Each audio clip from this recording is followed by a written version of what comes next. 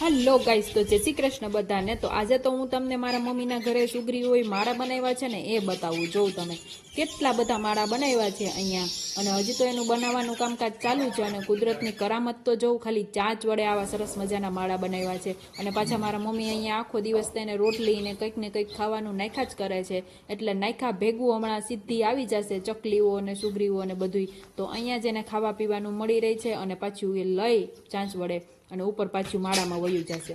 તો સરસ મજાનો અહીંયા આખો દિવસ સુગરીઓનો ચકલીઓનો કલબલાટ હોય એ સાંભળવાની પણ બહુ મજા આવે, અને તમે મારા વિડીયોને ફોલો કરતા રહેજો।